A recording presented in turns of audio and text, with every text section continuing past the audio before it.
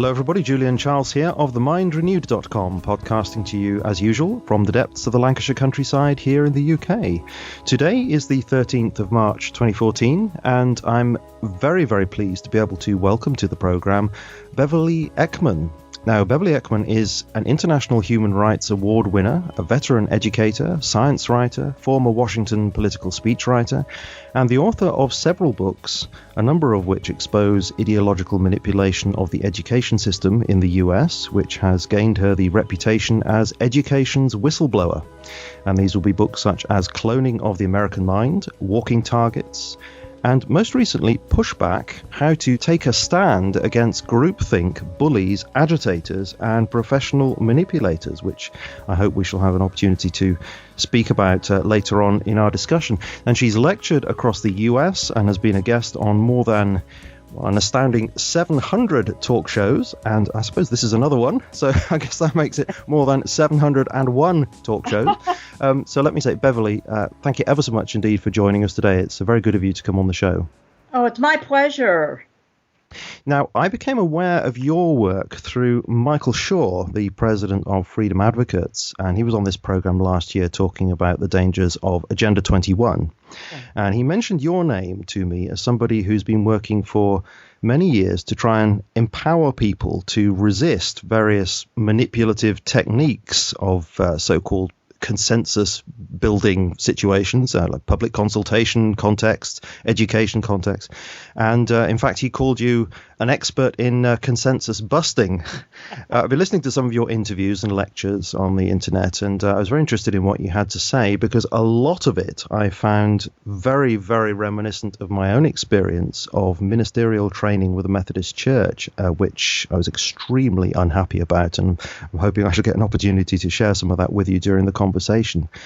But first, obviously I've said a little bit about you in the introduction, but there's much, much more that needs to be said about what you've done over the years and how that's fed into all that you're doing now. So could you tell us a bit more about your background and how you came to this work that has earned you that reputation as education's whistleblower? Well, I started out as a teacher, and I noticed during my teacher education process in college that all did not seem quite on the up and up. Most of it was educational psychology. Nobody seemed to care whether we knew the value of X or anything about any particular piece of subject matter, even our specialty. And I kind of wondered about that. One of the professors that first came into an educational psychology class that I was in, he walked in and he drew some concentric circles on the chalkboard, then put a bullseye in the middle. And then he looked at us and tapped all these circles, concentric circles, and said, family, religion, friends, neighbors, community, all of that is superfluous. And then he tapped the bullseye and he said, ego, that's the only thing that matters. The first thing you kids need to know is there's no such thing as common sense. Well, that sort of, started me off. But mind you, I'm 19 and, I'm away from home for the first time. So, a lot of that seemed very smart to many of my colleagues in the classroom. But since I was majoring in education, that didn't seem particularly smart to me. Yeah, you really must have wondered what was going on. It seems quite off the wall. I might have expected it if it had been Berkeley or someplace like that. But at the time, I was in Texas. And I certainly didn't expect it in Texas because it wasn't that kind of a place. And so I thought, what in the world are they hiring out here, But I am a native Washingtonian. I was born and raised here, and I just really went away for a little while to Texas, then went to California, and then back. I went to Houston for a while with the space program with my husband, and I became editor-in-chief of NASA's newspaper, among other things, and a scientific writer, which I certainly never expected because I got out of the education field real quick when I saw what was going on in the classroom. Yeah. And then once back in D.C., I started working for the Voice of America. I became chief speechwriter for the director there.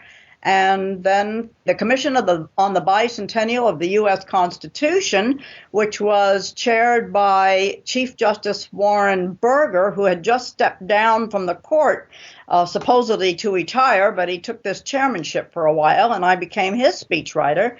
And then I started becoming a writer for the Department of Justice. But all the while, I thought I had left education behind, thank goodness, and it never left me, unfortunately. So I started really looking at education because I kept getting so much mail about my experiences that I had talked to people about, and, such as the one that I started off at the top of the show. And I ran in accidentally to a colleague on Capitol Hill that had been in the same room as a lady who dumped a suitcase full of phony tests on the desk of Senator Arlen Specter. He looked at these things, had no idea what they were, but the so-called tests were testing their opinions. And there was no right or wrong answer, only preferred or non-preferred answers. And he didn't know what to say. And so he started writing letters to the state departments of education. Now, those are kind of clones, you might say, of the U.S. Department of Education. Even back in the day of the old Office of Education under Health, Education, and Welfare, they still had state education agencies, and they got pass-through money from the federal government. Well, they each started blaming each other for this mess, and this parent was really on the ball, and she got together a bunch of other parents who were complaining. And so, I kind of got curious, like a dog with a bone, I wouldn't let it go. Was this in the state of Pennsylvania? Well, the tests were at the time, and only to find out that it was all over the place, and nobody knew it, including Senator Arlen Specter. And did you say that there was also profiling of students going on? That was the beginning of it. Uh-huh. It was only 1981, I think, that I first got wind of it. And I think 82, she dumped it on his desk, and then it started going great guns once somebody at Utah's World Institute of Computer-Assisted Technology began figuring out how to link federal, state, and local computer systems. And I found out that an agency, well, it was a quasi-agency at the time, it had part private money and part federal money, called the Council of Chief State School Officers. They were tasked by the federal government with ensuring that all the computers at the state and local level were compatible with the federal government's computers. Well, of course, a lot of the state and local agencies said, "I'm sorry, we can't afford this." Whereupon they were told, "Oh, well, the federal government will be happy to loan you some money or even give you some money." They said, "Well, okay." And of course, pretty soon they were hooked on that money because strings came with it. And pretty soon they all had to play the same tune, getting data from students that were personal and political, also with their family background, and lots of questions like, do you have a ruler or a thesaurus in your house? What magazines do you subscribe to? Things like that. Or do your parents subscribe to? They wanted to know a lot of things. And of course, it was called socio-demographic questions, but that was the first thing they saw. Then they were told it was confidential. Well, most parents, most everybody thinks confidential means anonymous. It does not. It means need to know in a legal context. And so that these schools were actually extracting information from the students, as you say, through what looked like tests, but in fact they were questionnaires to gain information. That's exactly right. And it was done very surreptitiously, kind of underhandedly, let's put it that way. And pretty soon they were hooked. They had to do it. It wasn't 10 years before it was a necessity to do it if you wanted to keep getting this lovely federal money. It does sound incredibly intimidating. And I wonder whether that is behind your quote, which I think you'll have to correct me if I'm wrong, that it's from your first book. It's a quote that I heard a number of times in interviews that you did. And I'll just put it to you. When it becomes possible via technology to track and legislate private opinions, and even to classify those who don't conform as having mental illnesses, then we have left the realm of politics and are talking about a type of coercion, psychological coercion. Pragmatism and expediency necessarily become substitutes for independent thought, and presto, psychopolitics is a fait accompli. Is that quote there, which I say I've heard many times in your interviews, are you summing up that whole situation that people are giving away private information and then that has a psychological effect?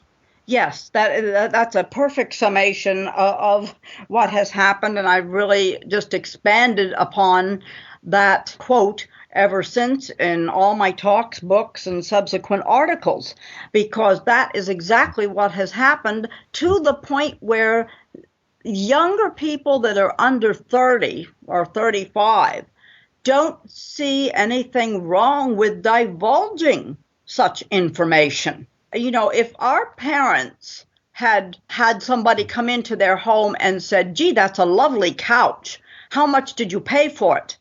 They would have been horrified. That would have been rude. That would have been unacceptable. But look at the kinds of information that are being shared now freely over things like Facebook and all the other social media that exist. Yeah. Even in teen magazines, they are filling out questionnaires that seem sort of silly. And so they tear this out and they're encouraged to send it in to the magazine. And they say, oh, the results are totally confidential. What they don't see on the bottom is the barcode. And it is absolutely astonishing the way people do give up their personal information. And I mean, it must be pretty well known now that things like Facebook are actually well attached to the, security establishment over there in the US. And, what's been that you're describing here that's been going on in education seems like a kind of foreshadowing of what was being revealed fairly recently with the NSA. Exactly. In fact, that's what this last book, kind of pulls it all together in that context, because that's exactly what happened. First, people are horrified, or maybe they tell their children, if the children even tell them what some of the questions are, and maybe they did at first. They actually did. This one woman in the book that I wrote first, the one that Educating for the New World Order, actually told his mother what some of the questions were. And he says, there's no way I could study for a test like this. But after that, everybody had a computer and the test came over the computer, and that came so fast, the questions, that the child couldn't even keep up with them to remember them by the time he got home. And the result of that, altogether, with an increasing media that made intimate information the stuff of titillation so that people would tune into the program, like the Ricky Lake program here. I don't know if you had that here, and Jerry Springer and Oprah and all the rest of them, to the point where now children were not bothered by the lack of privacy anymore. They didn't know what was private and what wasn't. And that's really your first step towards something like the NSA has, because people no longer complain. Okay, I also want to ask you about some of the other concerns that you have, because you have talked very much about the way in which education as a whole has moved methodologically and has changed really from what it used to be in many ways. And here I'm thinking about different learning styles, different the teacher functioning in a different way, not as perhaps the classical teacher you'd expect standing up and imparting facts, but operating in a slightly concerning way, in a sort of manipulative way. So I want to ask you about the way in which you feel the education system has changed over the years and why that should be of such a concern to us. Well, it isn't so much that the idea of being hands-on with some students isn't a good idea. That was one of the things that John Dewey came up with that was halfway decent. But what you don't want is no transmission of facts, of factual knowledge. they are putting in any old factoids. That's what it's called over here in the U.S. A factoid is something that stands in for a fact. It might be halfway factual up to a point. In other words, there's a kernel of truth, but then the rest is not.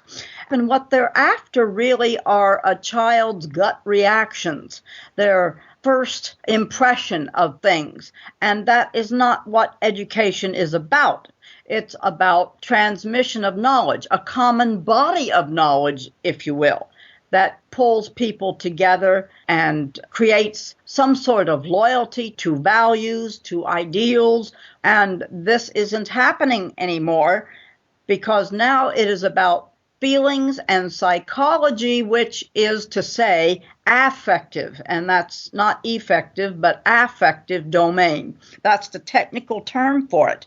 So education has changed in that respect, and they are not even looking at the real things kids need to know to succeed in school, such as like auditory memory, and a visual memory, and spatial orientation of some sort.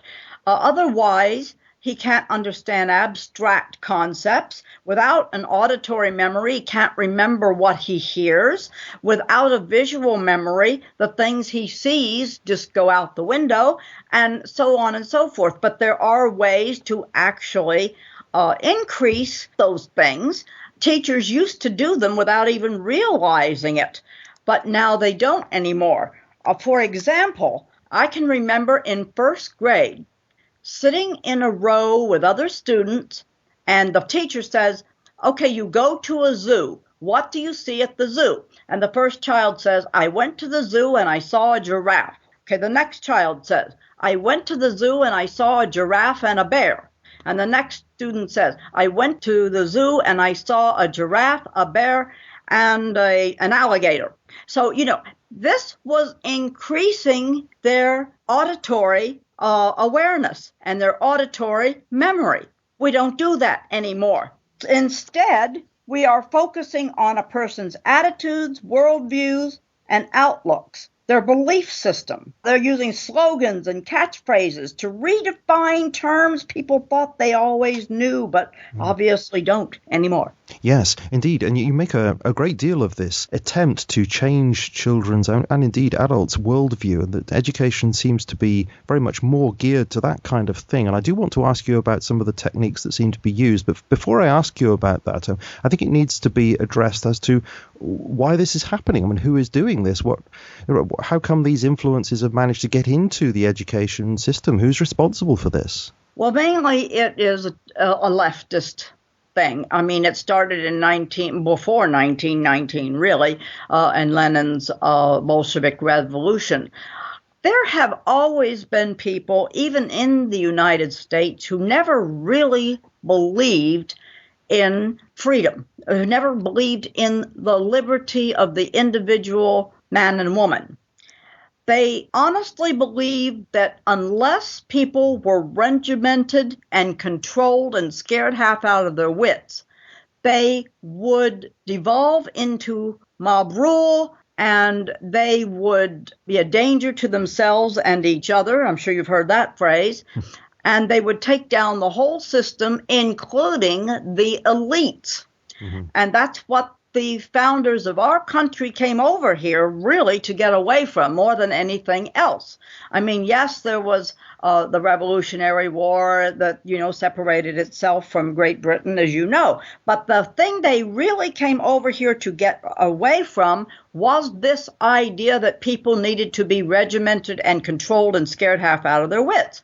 And Thomas Jefferson even wrote that if you give the common man the facts, he will always act wisely. Well, that is completely the opposite of the way many people thought. And there was a lot of argument at the time when we were hashing out the Constitution. And we wound up with, as Benjamin Franklin said at the end of the Constitutional Convention that they had to, get us a form of government, that, well, you have a republic if you can keep it. And so there was a lot of argument about this issue. Some people thought we needed a king and that sort of thing. And then there was the Thomas Jeffersons and that branch that thought, no, people can govern themselves if you have a form of government that lends itself to that and looks at the best in human nature, not the worst. Well, now we've got the opposite back again. We're looking at the worst of human nature, and all of domestic policy is focused on the worst things people do instead of the best things people do. So this is to try and sort of pinpoint the essence of what you're saying there. Really, this is all coming from a totalitarian impulse. Yes. And this is one thing that Dean Gotcha said, that he felt that this impulse was coming very much through social theory with the Frankfurt School and people like Herbert Marcuse and Erich Fromm, he mentioned particularly, sort of neo-Marxist ideas, and that these had very much influenced the educational system. I would agree with that 100%. The Frankfurt School, in fact, was very influential in giving us the kind of education system we have now.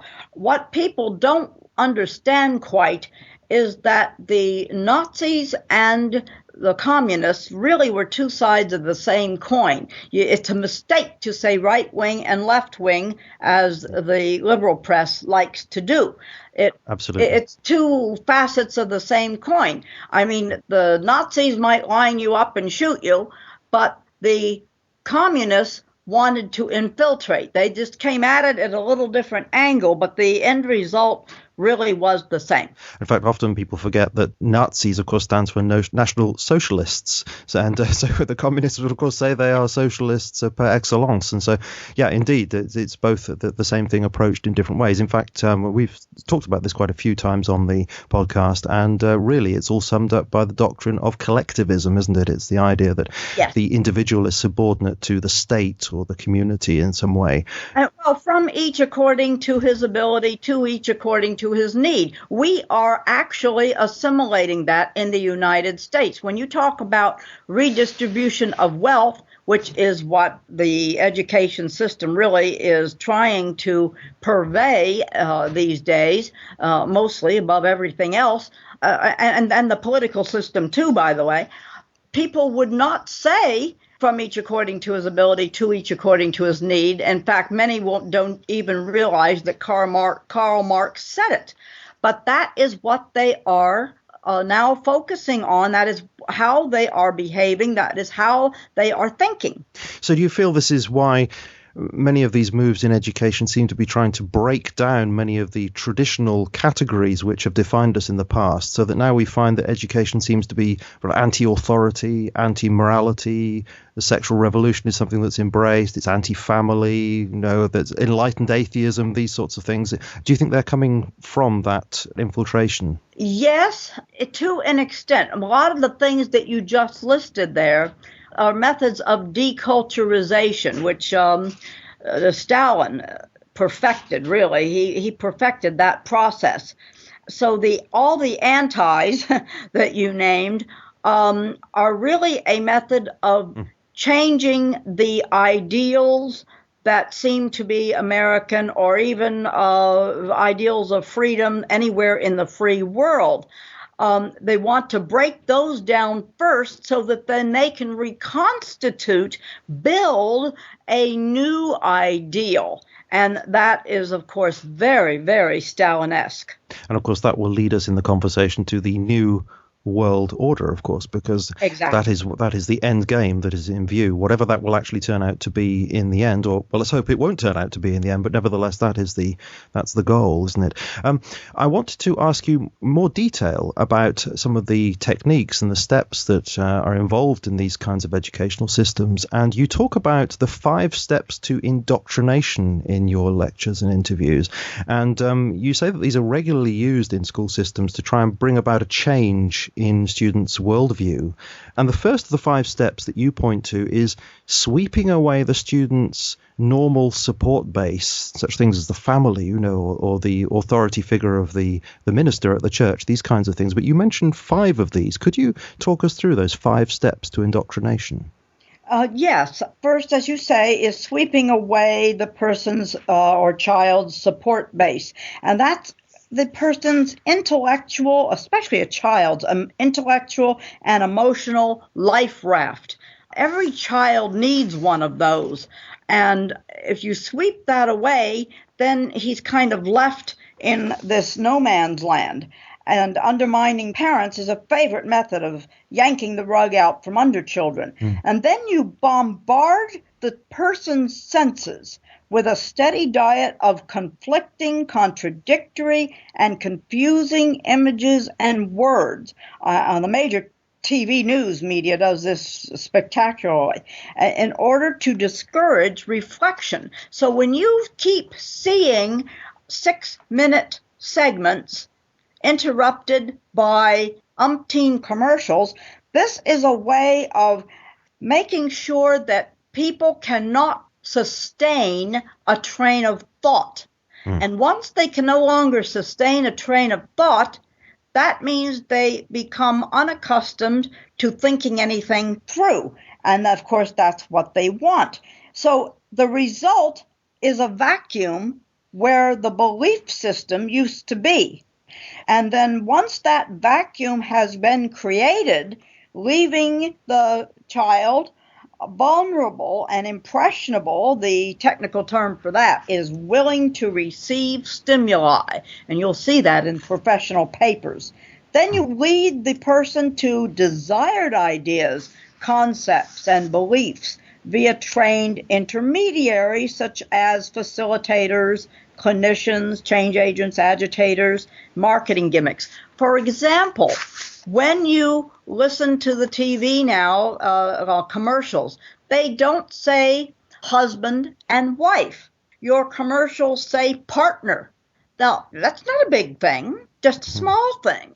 Well, indeed, we have the ridiculous situation over here in the UK where the present government is messing around with exactly those terms, husband and wife. That's right. Indeed. Well, again, that's kind of, you've kind of gone back to the first thing of sweeping away the intellectual and emotional life raft that most children depend on, or most people depend on. In other words, your home is your castle. It's where you hang your hat. You know, it's known. It's stable. But these people don't want stability.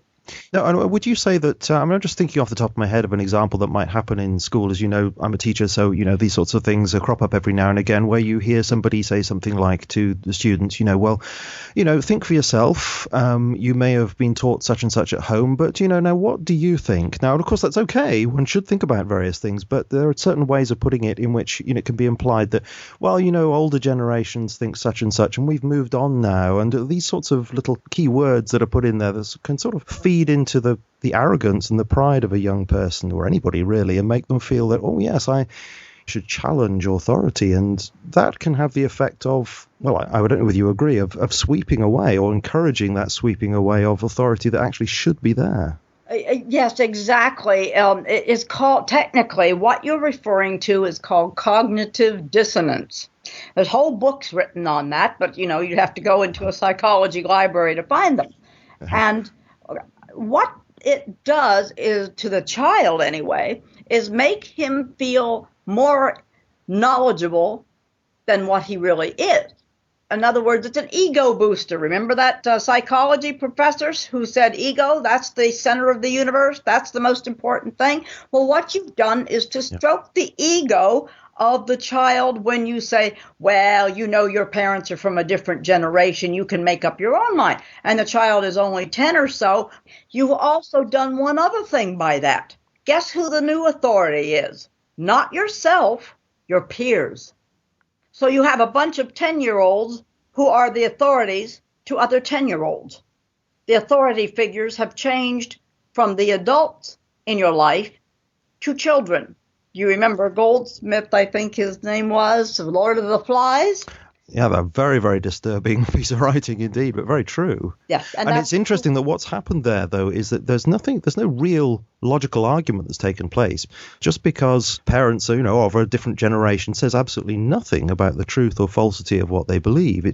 Just using a sort of progressivist term like that just connotes that the parents must be wrong because they're of another generation, but that's no argument whatsoever. So it's all very specious. It's very specious. And not only that, children then do not have any qualms, or many qualms anyway, about divulging information about their parents, reporting on their parents. Do your parents drink wine? Well, so what? But they will put down wine with every meal or something like that. And if you have the right behavioral analyst, the behavioral analyst can decide that that is indicative of a drunk if he so desires.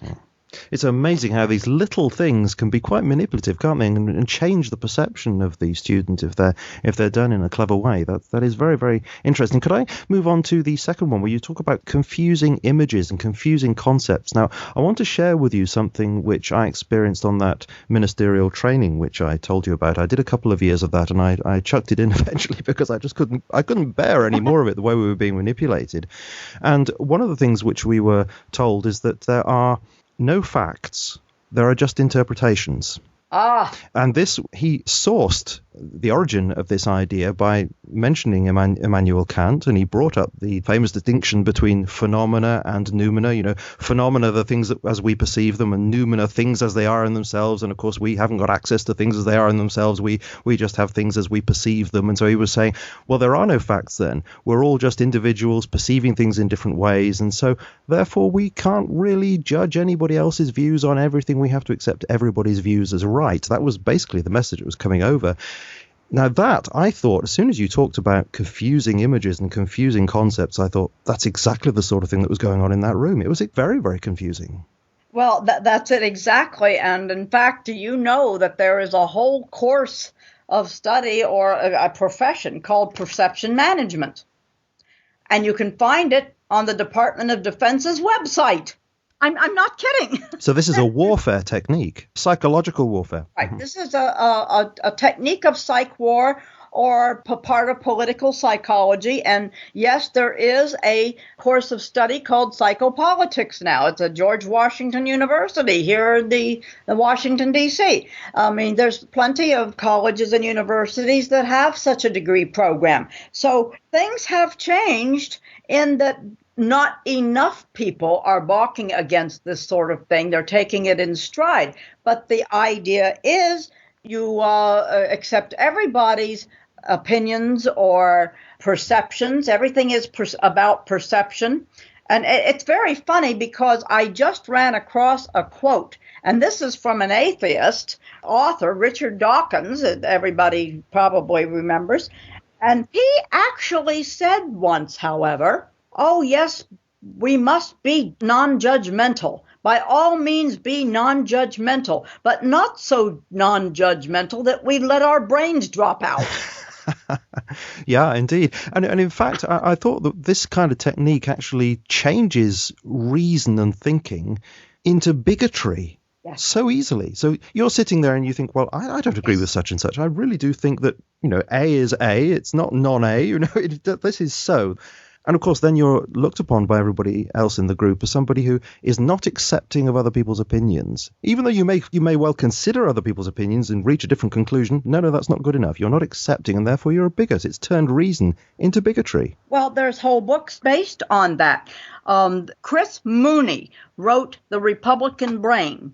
Now, he didn't mean Republican as Republican Party. He meant conservative, traditionalist, even independent.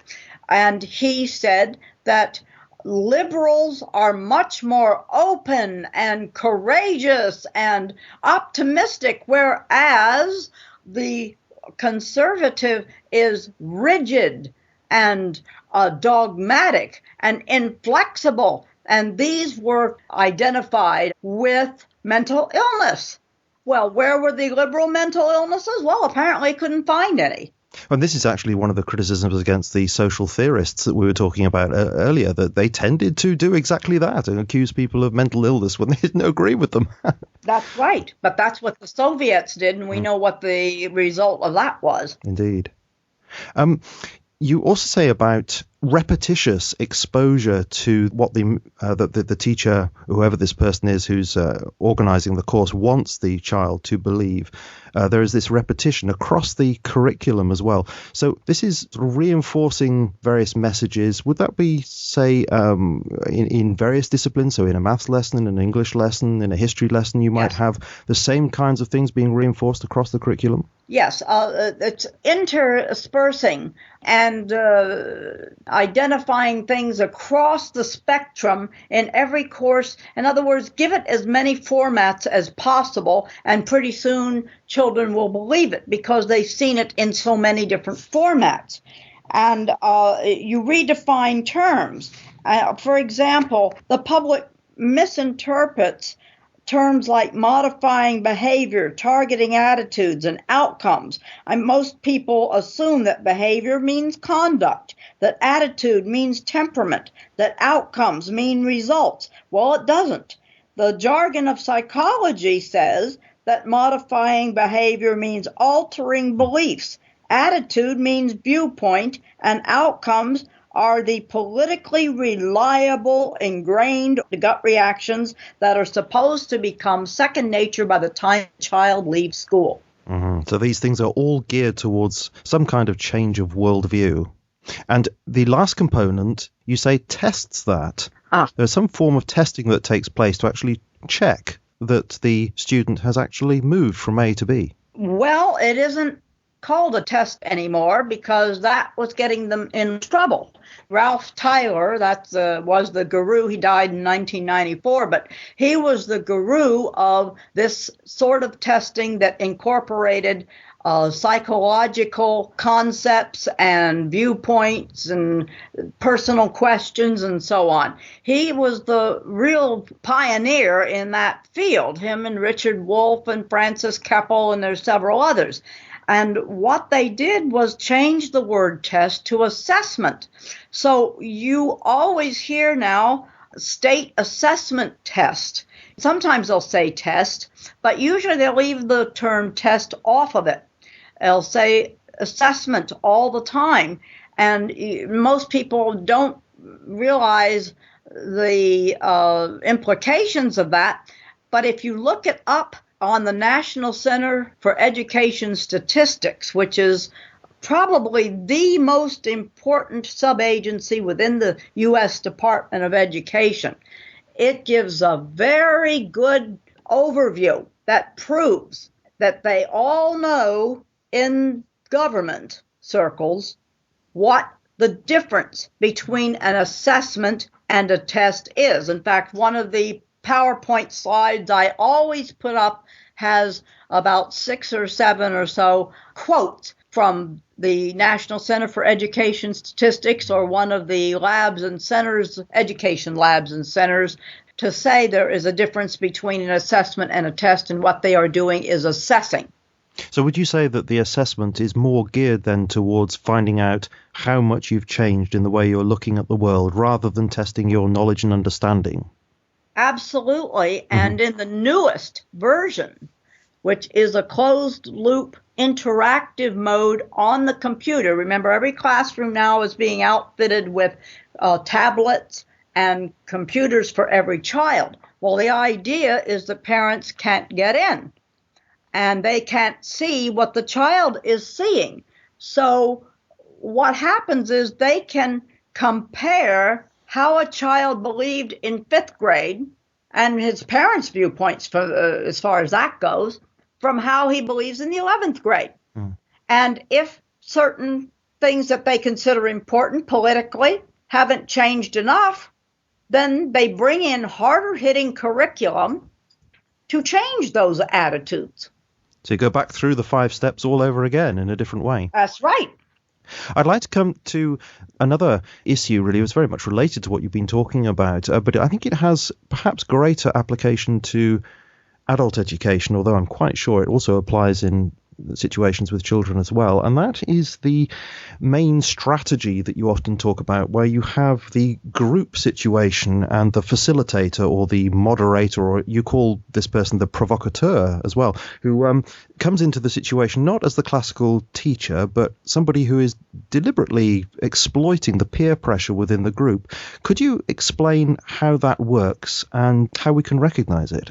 Well, there are giveaway lines that a manipulator usually uses. Now, when it's with children, it's not so easily seen because, well, you're supposed to more or less obey the teacher. I mean, if the teacher's your pal, he's your mentor, he's your coach. Many times they put it that way, coaching the student instead of teaching him. They don't call it instructing the student. They never say that anymore. But what they do is try to create a we're all in this together mentality. And if we're all in this together, then we all must save each other's skin, and therefore everybody helps each other, and nobody excels, and nobody flunks, nobody fails, but nobody succeeds. And that lays the groundwork for a whole different approach than we had under a liberty mindset. So what does the facilitator do then when he or she comes into the group? What kind of persona do they exude, and then what do they actually do with the group? Well, they start out by being everybody's pal and buddy, but they quickly, and they're taught to, deduce where everybody is on the spectrum of ideas. In other words, this person is hired by somebody. It's a manipulator. And he or she is hired by somebody to change attitudes in a particular way. And pretty soon, this person learns how everybody is thinking, whether this person is in their camp or they're not. And so one of the things he's trying to find out is, does the child think for himself? How is he motivated? Does he motivate himself, or does he need somebody from the outside, like his parents or friends, to motivate him? Will the child conform to group goals? And there's little things or discussion questions. They throw out class discussions or even surveys that will give that, if you want to call it a teacher, it's a facilitator or a mentor or coach, they let them know which child is going to be which. And what they do is to turn groups against each other. They want to intimidate the child by letting the group do the dirty work.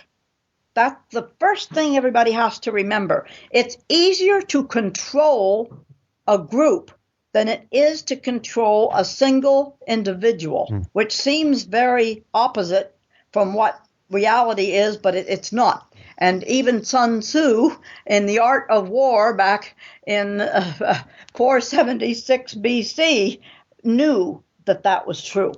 Yeah, indeed. And as I said before, I did experience that on the course that I was talking about, and there were various peer pressure factors that were very, very powerful. They didn't actually manage to change my mind, and this is why in many ways I stuck out like a sore thumb. But I had a very, very difficult time because I was I felt ostracized. I was clearly ridiculed at time. You know, if I was to say, well, I believe such and such, I would be raised eyebrows, there would be muttering, and these extremely difficult to deal with. But in many cases, I just shut up eventually. And of course, that to some extent, I suppose that was the system working upon me.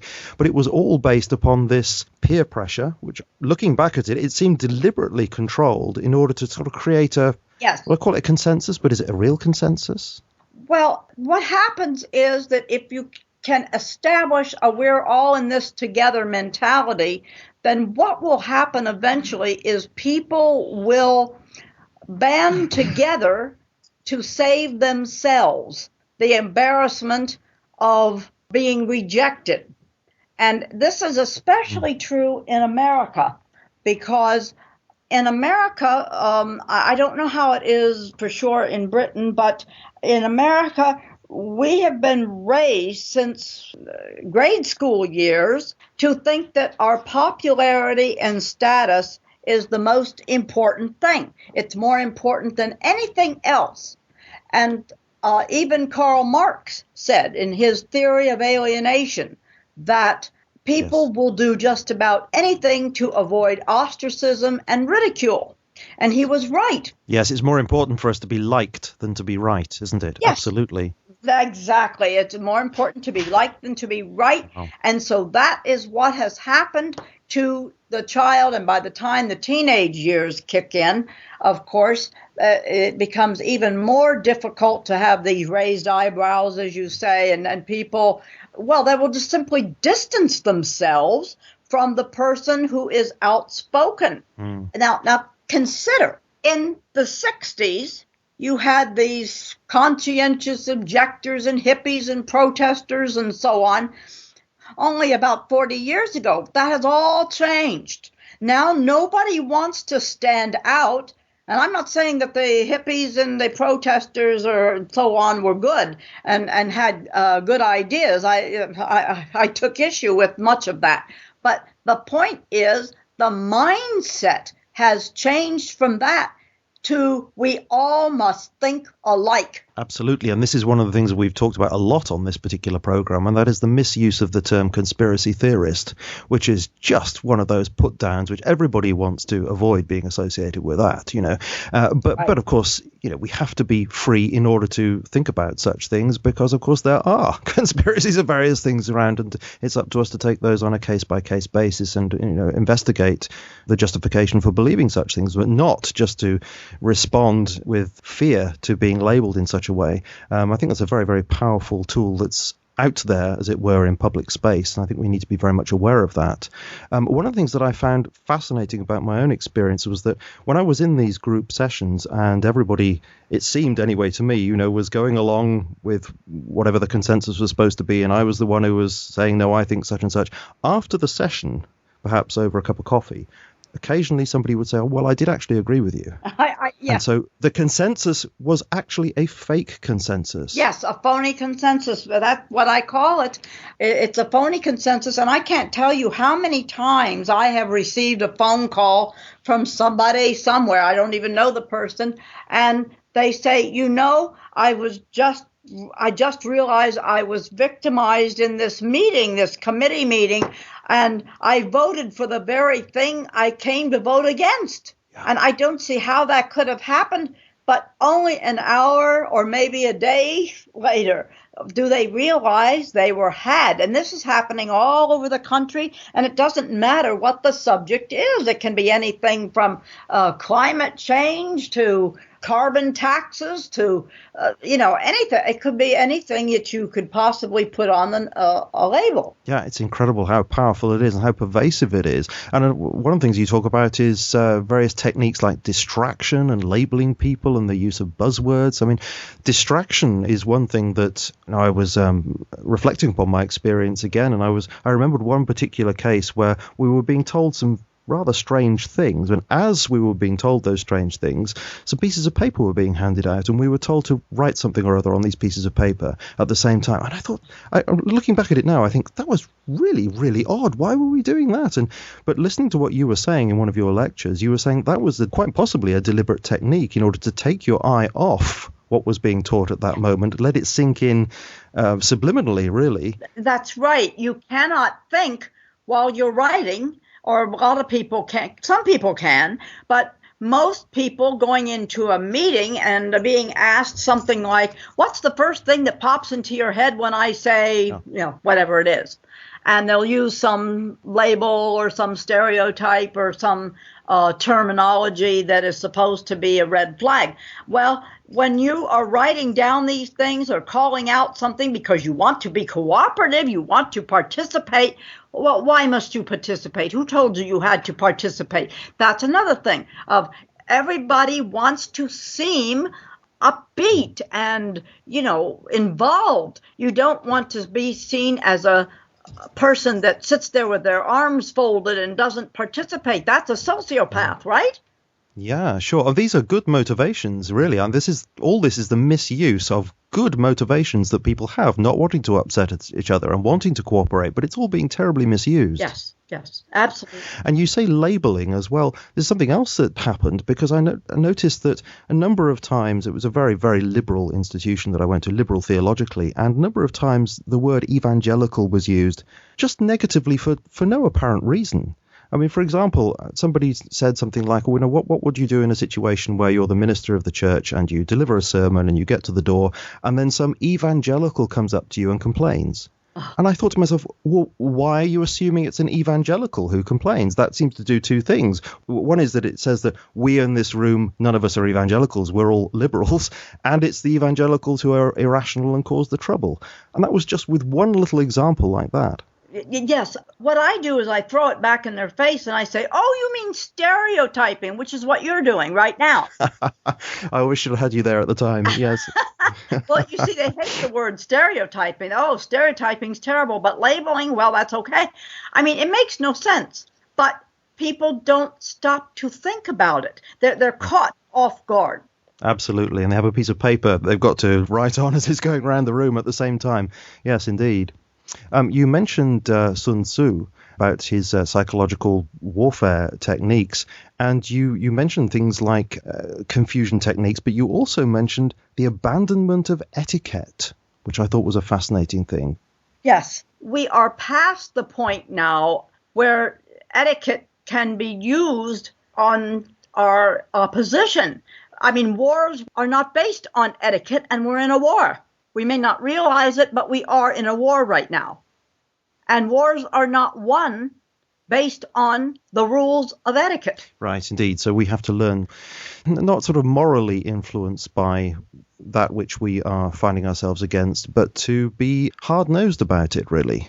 Exactly. I mean, when you catch a facilitator or one of these people, manipulators, in an oversimplification or a smear or giving a false analogy or making a hasty generalization or a straw man argument or an appeal to fear or appeal to popularity, you should call them on it.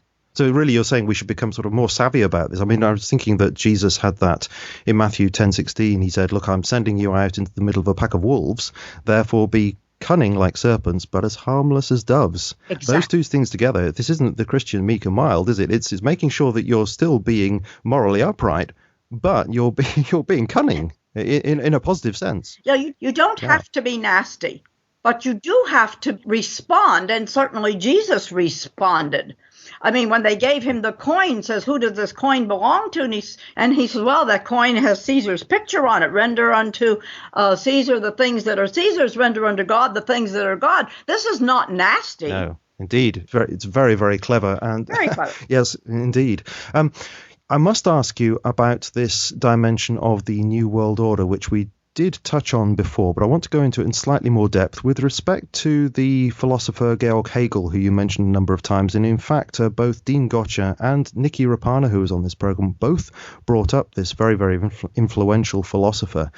And I'm going to put the question to you in this kind of way that, based on those interviews and my own looking into this subject, I've identified that Hegel is important both to the process of change in education, the techniques of actually bringing about change in people's thinking, but also influential with respect to the ultimate goals that this kind of process could be directed towards. Now, in Hegel's time, that would have been the end of history, as he called it.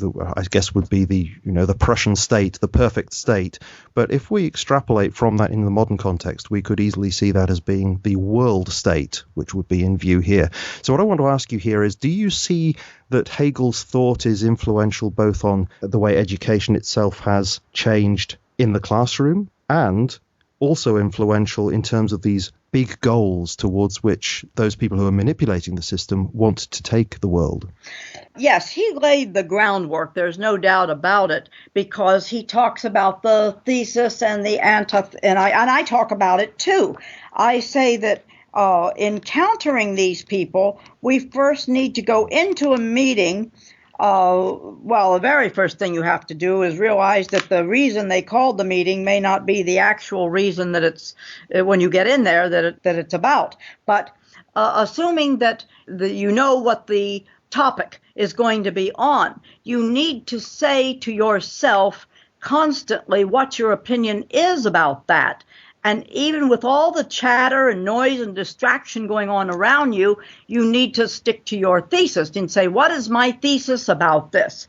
And what your opposition is going to do is try to get the group to tell them what the antithesis is. In other words, the opposite viewpoint. And once you do that, then he has two things to work with. The manipulator has two things to work with. And he's going to try to make a consensus out of that.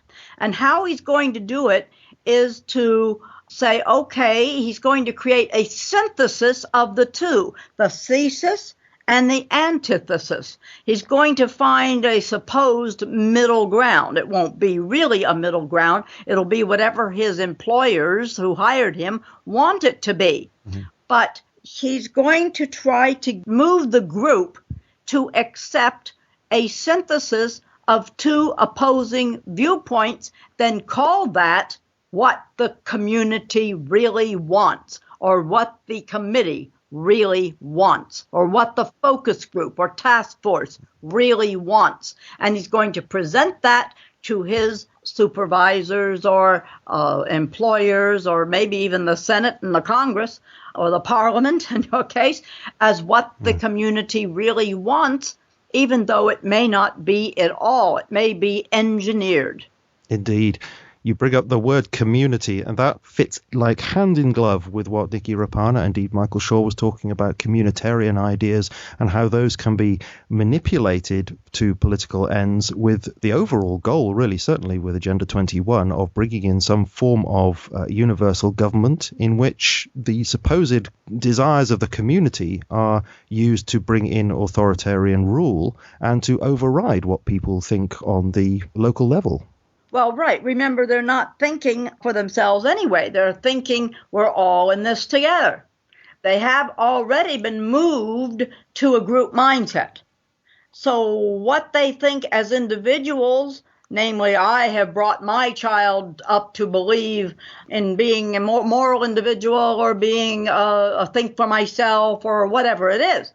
And you're not supposed to think what you teach your child anymore. You're supposed to think in a group setting, and that means that the community way across town that you've never had any interaction with, suddenly you are moved into that hypothetical place, and you have to consider them in all of in the conclusions that you come to. So that helps this phony consensus along, which is what Hegel knew all the time. So how do we, you've already said something about how we can push back about this, to use the title of your book, but how do we resist this sort of phony consensus that's being built all around us? So this is the title of your latest book. It pulls together many of the thoughts that you've had over the years. And as you said before the interview, you told me that it's a kind of a textbook. So it's got a vast amount of information in there to help us. So could you summarize, how can we deal with this? Well, first you have to learn to recognize the lead-in lines that the agitator, provocateur, or whoever it is, uses. And like everyone here knows why you are against whatever it is. See, everyone knows that you are a fundamentalist. Okay, that's a smear. Even fundamentalists like you, even evangelicals like you would know blah, blah, blah, blah. And so there's several lead-in lines that I give throughout the book, and you need to memorize some of those, and they should be a red flag when you hear them. And then, of course, I start giving ways to counter this, like qualifying your argument, noticing that cause and effect is out of sync, and in other words, the conclusion does not logically follow the hypothesis or theory given, or the reasoning is out of whack. You learn a little bit of logic. People used to take a course in logic in high school. They don't anymore. You learned about false assumptions, maligned cause effects, dubious evidence, and contradictory data. You don't learn that anymore. It's a great loss. It really is. It is. Absolutely. And there's other things like hasty generalizations. I also say the smear. You have to recognize that. Even a child would see. And I put in parentheses that seat time in a classroom doesn't equate to proficiency in subject matter. That's fine. But even a child would see is what you should focus on because the person has smeared you. They have called you childlike. And people are not getting this. They don't understand how they're being manipulated because they haven't learned the techniques of logic. Yes, I mean, it would be really, really helpful for people to know some basic things like the argumentum ad hominem fallacy, so that exactly that kind of thing. Or you only say that because you're a whatever it might be, which of course is irrational because your argument might be very good. It doesn't matter whether you're an evangelical or a liberal or a Marxist or whatever you are. It's the argument itself that you're supposed to be looking at. There could be a whole list of those. The argument ad populum. Oh, well, most people think so-and-so. Well, so what? It doesn't prove that it's right. But I agree with you. Many people don't know these basic logical fallacies, and it's very powerful if they do. It is powerful. And in fact, 40 years ago, you didn't hear the term evangelical much if you think about it. What happened was that during the 1979 takeover of the embassy, of a U.S. embassy, the word fundamentalist got to the forefront in the context of Islamic fundamentalist. But then they thought, hey, you know what?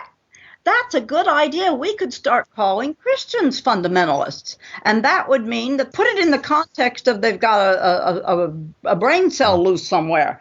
And so slogans, and that is a slogan, are a way of smearing people. I agree. So instead of it meaning people who believe in the fundamentals or that in the 1920s theological movement, the fundamentalist movement, it now means extremist, and that's been a change of meaning. Right. They changed the meaning of things, of words you thought you knew. So I'm teaching techniques, and then I teach, okay, what we do is we move to practical exercises in deflecting manipulation. And I have various scenarios that I ask people to practice. I have drills and rehearsals, but the point is, they have to learn which principle of psych war all these different scenarios represent. They have to know what certain team members in this group did to gain initial advantage, how somebody could be readily acknowledged by a change agent and other people are not readily acknowledged. In other words, they call on some people and not others because they saw a raised eyebrow at the beginning of their talk and said, this person isn't with me, so I'm going to ostracize him right at the get-go. So they learn these kind of things and then they practice them in one of the other chapters. And then personal attacks, and these usually are people sent by foundations and associations and non-governmental organizations to anybody, say, running for school board or maybe a higher office than that. But they start at the low level, and if it looks like a independent-minded person, a really thinking person, conservative person, traditionalist person is going to win, then they send people in from the outside to try to deflect anything they're saying and shift the loyalties against them. Yeah. I'm sure to people who have not experienced this kind of thing, this can sound very fanciful, really. Surely this kind of thing can't actually be going on in the real world. But I'm sitting here today speaking to you as somebody who's actually experienced this in quite a stark way, really, about 5 years ago or so. And it was really, really disturbing. I did find my personality being stepped on. I did find myself not being accepted as part of the group, and eventually I did in fact come out of that situation, as I explained earlier on. It was very painful. It really is going on, and in the context of the Methodist Church, which this in fact was, I know exactly why it was happening. It was done for politically correct reasons in order to keep a broad church together. It's just to keep the establishment together. You've got liberals and you've got evangelicals, and we want to keep them all together. And the only way you can do that really is by having this communitarian spirit where truth is not discussed and everybody keeps down, suppresses what they really think, so we can all shake hands and keep along together. And it really, in the end, I think isn't going to work. I think it's just going to lead to a complete watering down of the preaching of the gospel in the Methodist Church. And so I'm saying that I have experienced it. I connect very much with what you're saying, and I think your advice to people is absolutely fantastic. And I'm very glad that you're doing what you're doing and writing this. Could you tell us how we can actually get hold of your book? What's the best way of finding this information out and actually ordering a copy? Well, it's available on the online bookstore, the big one, Amazon, and it's also by Skyhorse Publishing Company, so that's skyhorsepublishing.com. You can get it that way. And then at barnesandnoble.com, several of the bookstores have it now.